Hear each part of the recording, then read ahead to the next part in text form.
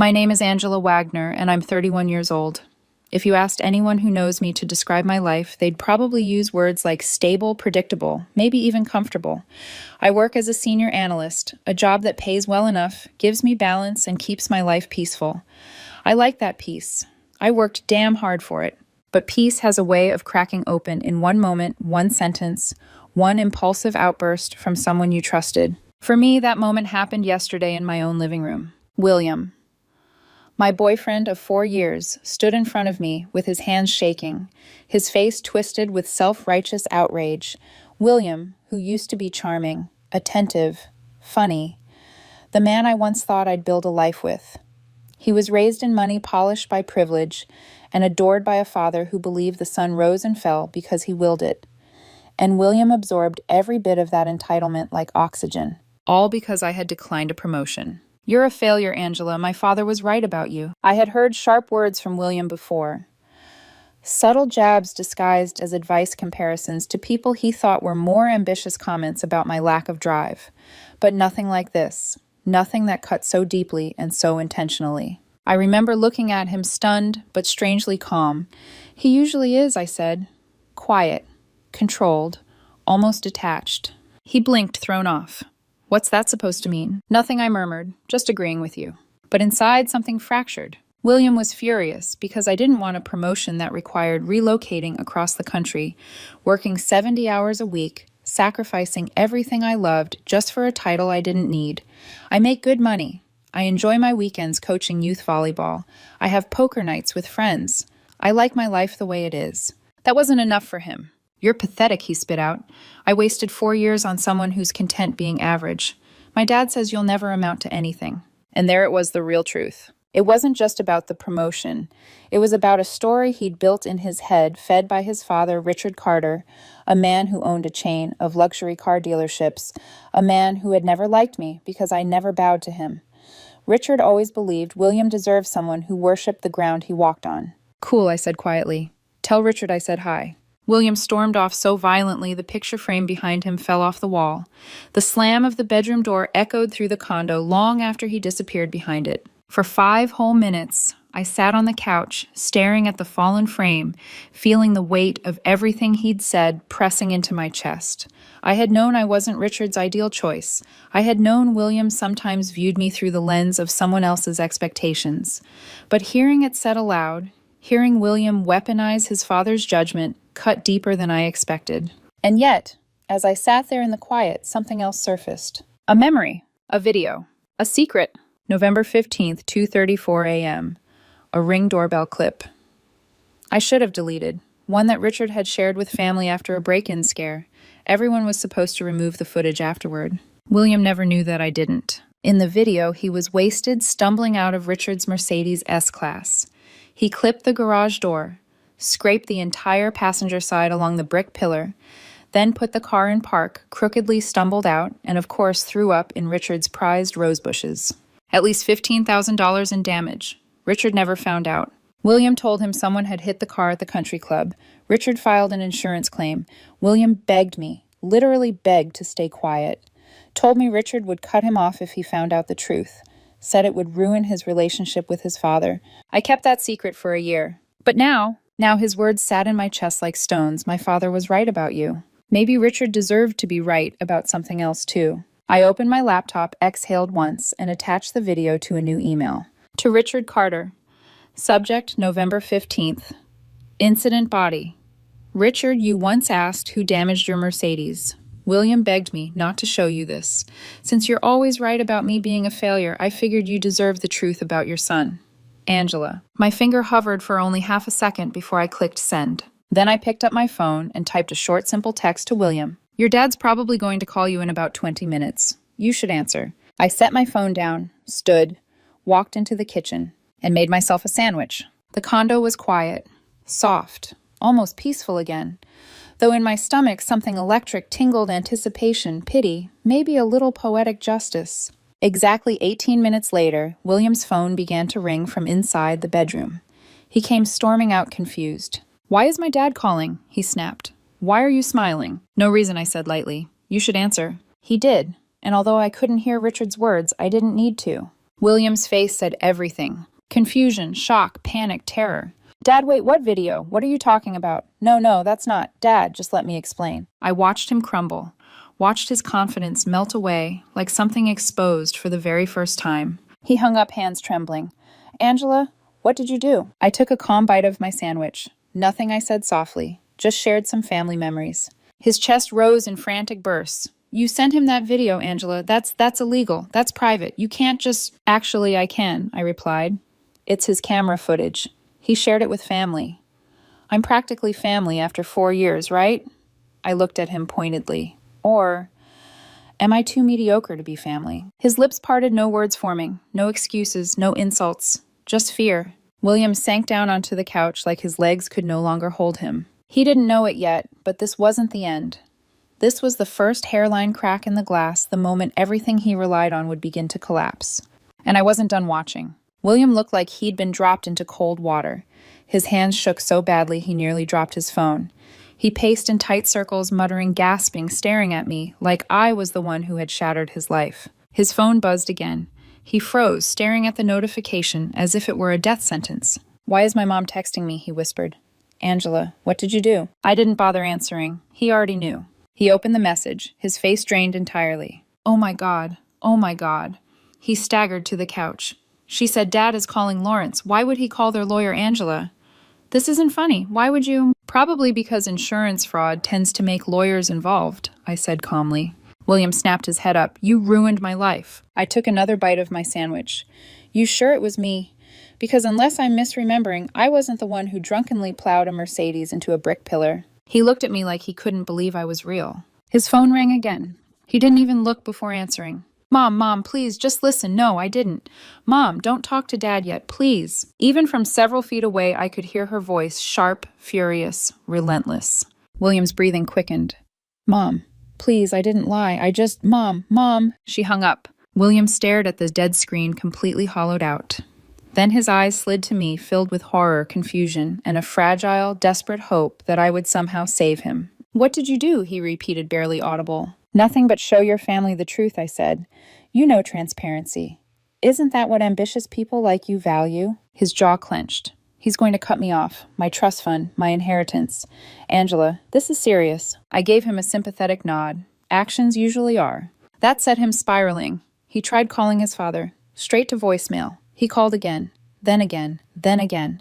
Each attempt made him more frantic, more unhinged, until he was practically shaking with helpless panic. My phone buzzed. I looked down. Someone from his extended family had forwarded me a screenshot of the Carter family group chat. Richard, this is what happens when you enable an entitled liar. Aunt Martha always knew that boy was hiding something. Cousin Theo William caught in 4K. William saw my expression shift and lunged toward me. You have to fix this. You have to. Fix what I asked. Your drunk driving, your lies. The insurance claim you let your father file under false pretenses. Tell him the video is fake, he shouted. I let out a soft laugh. It's not fake, William. Timestamp, license plate, your face. The part where you threw up in the roses. Pretty hard to fake that. He reached out and grabbed my wrist. Angela, please. I'm begging you. I'll do anything.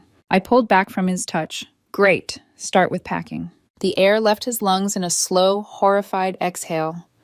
Well, what did you just say? You're moving out, I repeated. You're kicking me out over this. No, I said quietly, without a shred of hesitation.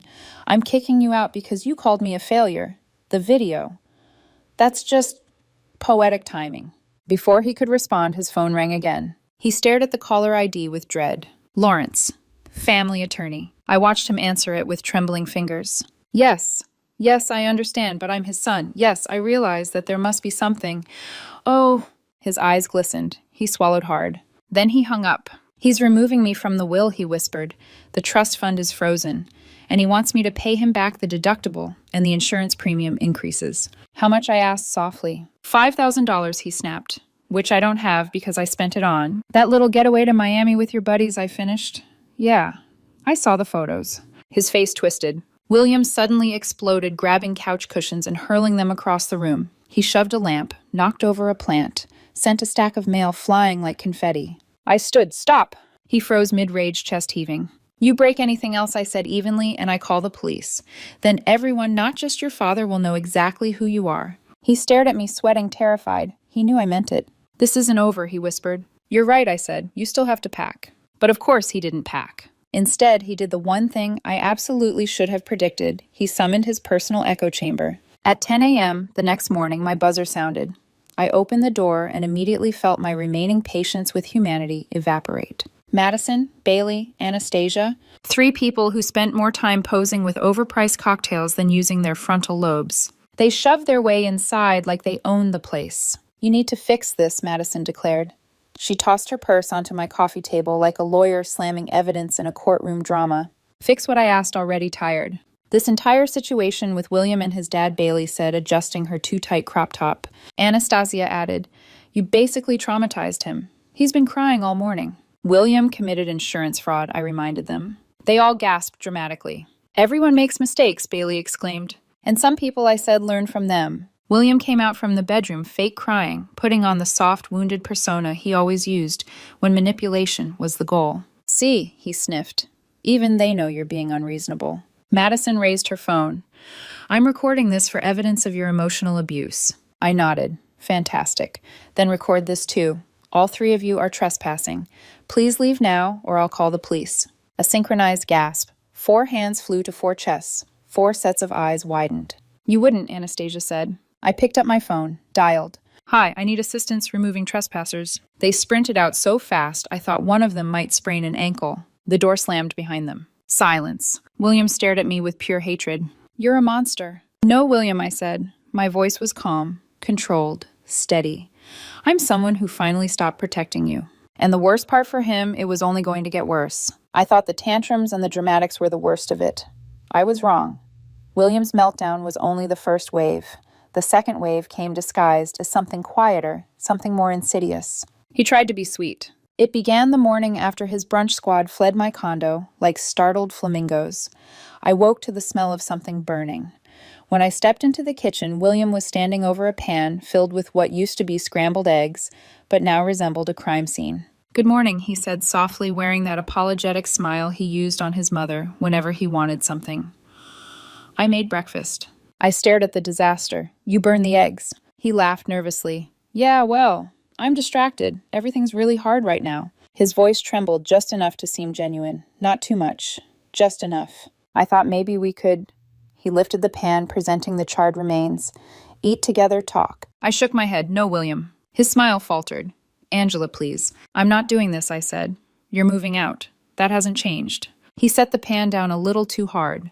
"I'm trying. Okay, I'm making effort. Isn't that what you always wanted?" "No, what I wanted was respect. You only try when you've run out of manipulation tactics." He winced like I'd slapped him, but he didn't deny it. The love bombing continued anyway. That afternoon, he offered to clean. Then he offered to fold laundry. That evening, he tried to kiss my neck while I was working on my laptop.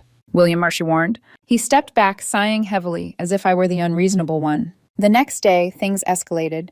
I came home from a meeting to find him wearing nothing but one of my silky, button-up blouses, his attempt at some movie cliché seduction. He leaned against the doorframe of my office, pouty-lipped.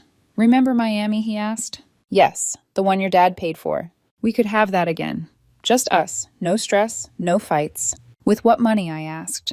"Your frozen trust fund." He flinched, straightened, and stormed off. Every day followed the same pattern: seduction attempt, emotional breakdown, guilt-tripping, desperate promises, hollow apologies. He scrubbed the sink, badly. He tried to bake cookies, burn them. He brought me tea, salt instead of sugar. It would have been funny if it weren't so transparent. The real shift came on day 10. I was sitting on the couch when my phone buzzed, with a number I didn't recognize. When I answered, a smooth female voice said, "Angela, this is Diana Carter, William's mother." My spine straightened. "Mrs. Carter." "Please call me Diana," she said gently. "I wanted to thank you." I blinked, unsure if I'd misheard. "Thank me for telling the truth," she said. "I've begged Richard for years to stop enabling William. He wouldn't listen. Maybe now he'll finally understand." I didn't know what to say. I had expected anger, rage, condemnation, not this. She continued. "And if you need legal help with the eviction, my brother is a property attorney. I'd be happy to give you his number." I stared at the wall, stunned silent. "Angela," she added softly, "you're not the villain here. William made his bed. You simply stopped lying in it with him. After I hung up, I sat there for a long moment letting her words settle. William's own mother had more clarity about his behavior than he did. Day 12 brought chaos again. I came home to find my condo packed wall to wall with people. Loud music, beer bottles, strangers I'd never seen. What greeted me was a scene ripped straight out of a frat house. "What is this?" I demanded. William appeared with a red cup in hand. "Just some friends helping me pack," he said sweetly. There were no boxes, no tape, no suitcases, just drinking, laughing noise, and several people using my expensive candles as makeshift shot glasses. "You're trespassing," I announced. "All of you, out." A guy in a backwards cap stumbled forward. "Relax, babe, we're vibing." "I'm not your babe," I said coldly. "And you're leaving." He snorted and took a sip from a bottle he'd grabbed out of my fridge without permission. I didn't argue. I pulled out my phone and hit record. "Everyone has 60 seconds before I call the police," I said. That was all it took. People scrambled, tripping over shoes, grabbing bags, knocking into furniture. Someone toppled a plant. Someone else spilled beer on my rug. A girl in a glittery dress ran past me, clutching my air fryer, until I yelled, and she dropped it, bolting out the door. William threw his cup on the ground. "You're being dramatic." "No," I said. "You trashed my home." He gestured wildly. "I'm going through something." "You've been going through something your whole life," I replied. "It's called consequences." He froze, his face twisted with hatred. After the last straggler fled, I scanned the damage. Beer stains, a cracked lampshade. Someone had thrown up in my bathroom sink. William watched me silently, waiting for me to break, or yell, or cry. I didn't. "You're paying for all of this," I said. With what he snapped. "You made sure I don't have money. Then, small claims court will force you to find some." He went silent. Day 16 brought yet another desperate tactic. William showed up at the doorway of my home office with a freshly printed letter. "It's illegal to kick me out," he said triumphantly. "I have tenant rights." "You are not a tenant," I reminded him. "You never paid rent. You never signed a lease." "This letter says," that letter I interrupted, holding out my hand, "is going to Diana's brother." The next morning, I sent it. By noon, he'd emailed a beautifully brutal response outlining exactly how wrong William's so-called legal argument was. William read it and turned pale. "You went to my mom," he whispered. "No, she went to me." He stared at me like he didn't know who I was anymore. But the real breaking point came on day 25. A knock sounded at the door. When I opened it, Richard Carter stood there, flanked by a tall, severe-looking man with slicked-back hair. William peeked out from behind me like a scolded child. Richard's jaw tightened. "Angela, we need to talk." "No," I said, "you need to leave." The taller man stepped forward. "My name is Dominic. I'm Richard's business partner. We'd like to resolve things as gentlemen." "Sounds like a speech," I said. Dominic offered a smile. "What would it take for you to delete the video?" I blinked. "I'm sorry, what?" "We're prepared to offer compensation," he continued. $50,000. I laughed. I couldn't help it. "You want to pay me 50 grand to destroy evidence of a crime while standing in my home," I said, "where my security camera is recording everything." Both men paled instantly. I pointed toward the ceiling corner. "Say hi to the camera." Dominic coughed. Richard swore under his breath. "Leave," I said, "and don't come back." They did. William closed the door behind them and turned to me, slowly realizing something no manipulative tactic could ever undo. He had lost control. All of it. All at once. And I wasn't going to save him. Eviction day was getting closer, and the closer it crept, the more unhinged William became. Not louder, quieter. Quieter in a dangerous, simmering way. The kind of quiet that meant he'd run out of theatrics and was now spiraling inward, fighting a losing battle against reality. On day 26, I walked into the living room and froze. William was packing. Not his things. My things. My grandmother's quilt was stuffed halfway into a garbage bag. My espresso machine sat in a moving box. My PlayStation, my throw pillows, even the decorative vases my sister bought me last Christmas. "What are you doing?" I demanded. He didn't even look up. "Packing." "For who?" "Me," he said simply. I walked over and pulled the quilt out of the bag. "Why is this in here?" He frowned, like I was being unreasonable. "Because it's basically mine. I use it all the time." I stared at him. "William, it was my grandmother's. It's not yours." He shrugged and kept going. "Well, I'm used to it. It's comfortable. And the espresso machine, I'm taking that too." I reached into the box and lifted it out. "This is mine." "I picked it out," he yelled. "It matches my aesthetic." I looked him dead in the eye. Aesthetic is not ownership. He clenched his fists, trembling with that familiar blend of entitlement and panic. "I deserve something, Angela.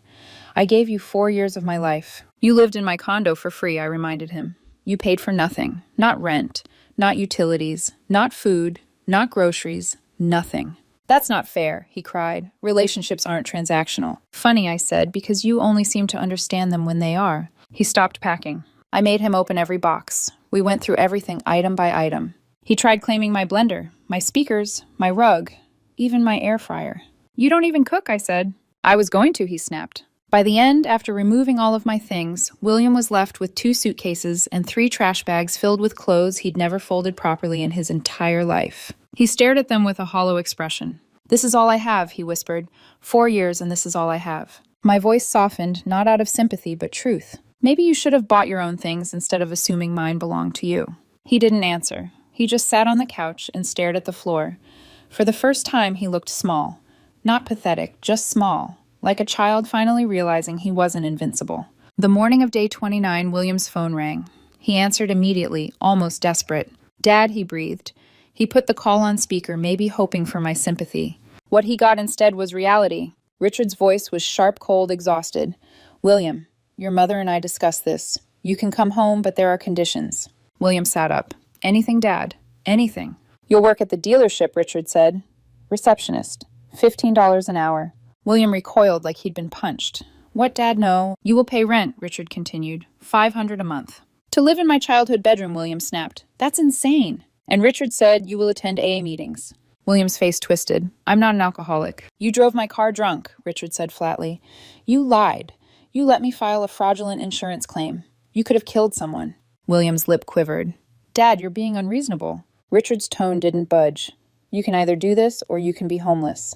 Your choice. William's eyes darted to me like he expected me to jump in and defend him. I didn't. He ended the call without a word. Immediately, he dialed Diana. Mom, Dad's being insane. You need to talk to him. Diana's voice was calm, too calm.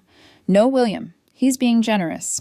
I wanted to charge you $800 for rent. You're taking his side, William shouted. William, she said gently. You're almost 30. You've never held a real job. You've lived off other people your whole life. This is your wake-up call. He shook his head violently. Mom, no, Mom. The offer stands for 24 hours, Diana said. Then you're on your own. She hung up. William dropped the phone and pressed both hands to his face. This can't be happening, he whispered. This isn't my life. He stayed in that position for a long time, silent, shaking, unraveling. At 3 o'clock, a knock came at the door. Larry, the building manager, stood there with a clipboard. Just checking she's leaving today, he said.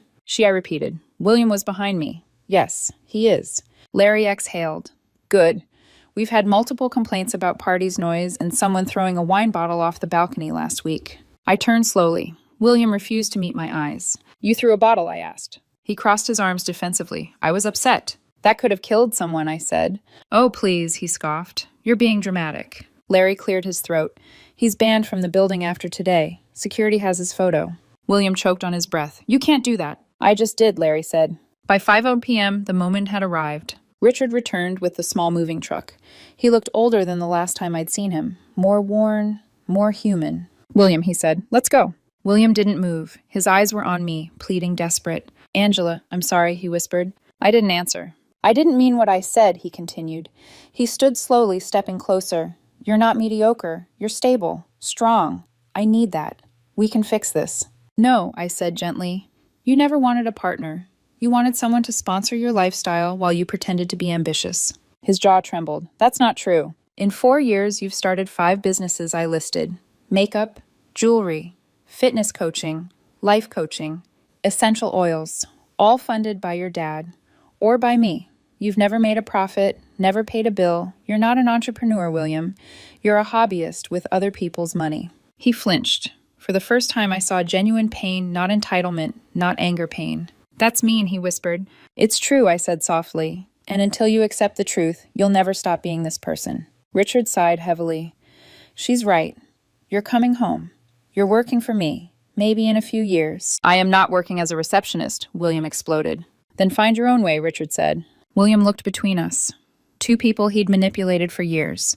2 people finally done with his games. I hate you both, he hissed. He grabbed his suitcases, stormed to the truck, and slammed the door. Richard picked up an envelope from the dashboard and handed it to me. The insurance deductible and premium increases, he said.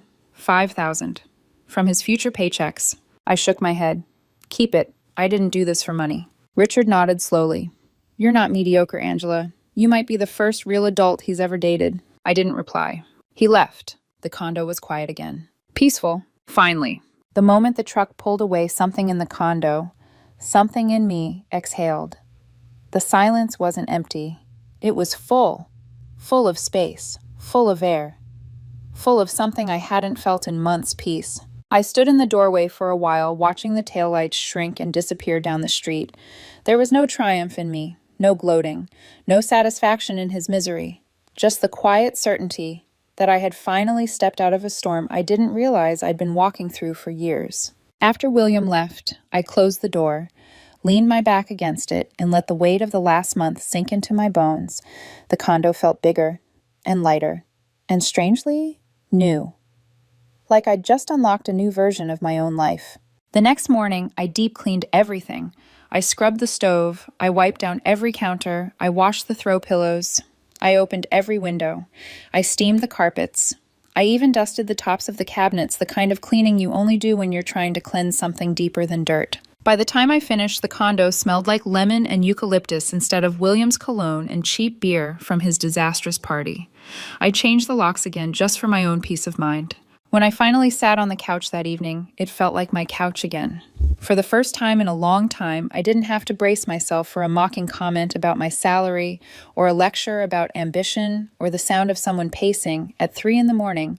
because he couldn't sleep without creating drama. The quiet was beautiful. 3 days later, I got a text from an unfamiliar number. It was Diana. "Thank you for doing what we should have done years ago."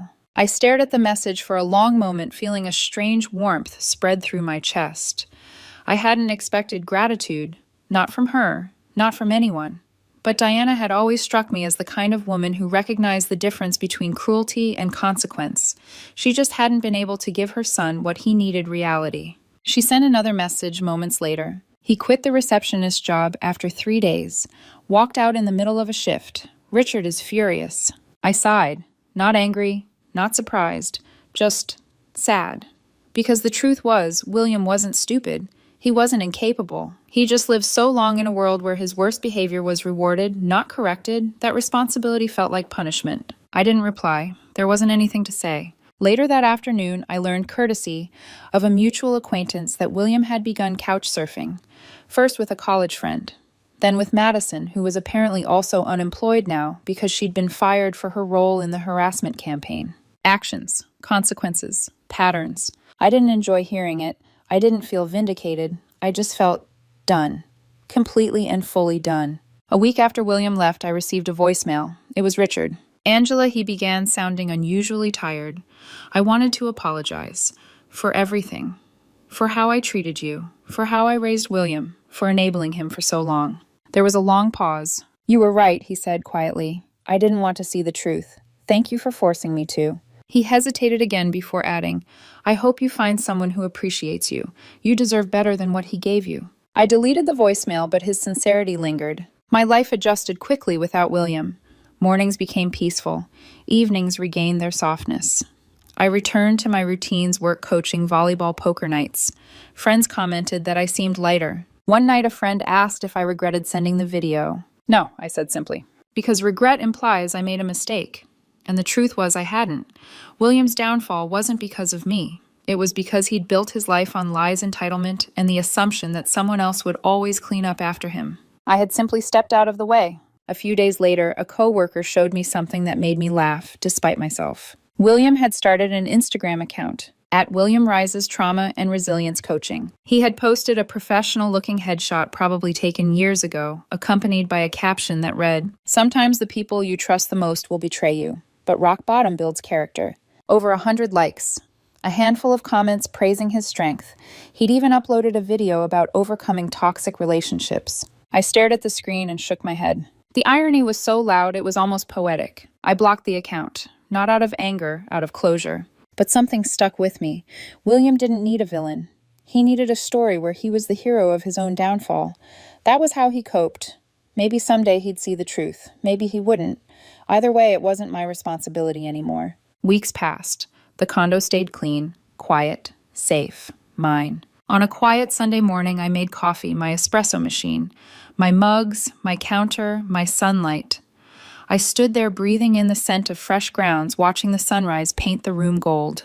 For the first time in a long time, I felt grounded. Not mediocre, not unambitious, not lacking drive. Grounded. William used to say that ambition was everything. But ambition without self-awareness is a fire with no oxygen. It burns fast and dies faster. I didn't need a title or a pay bump or 70-hour weeks. I didn't need someone else's definition of success. I didn't need to chase something I didn't want. Peace was my ambition. Stability was my success. And choosing myself was the most ambitious thing I had ever done. People asked me if I was going to date again. I said not yet. Maybe not for a while, because after spending years carrying someone else's weight, I wanted to enjoy standing on my own. And the truth was, I liked my own company. I liked my quiet mornings, my evenings, my routines, my space. One night as I sat on the couch, I realized something. Revenge wasn't the point. Closure wasn't the point. Winning wasn't the point. The point was this: I finally had my life back.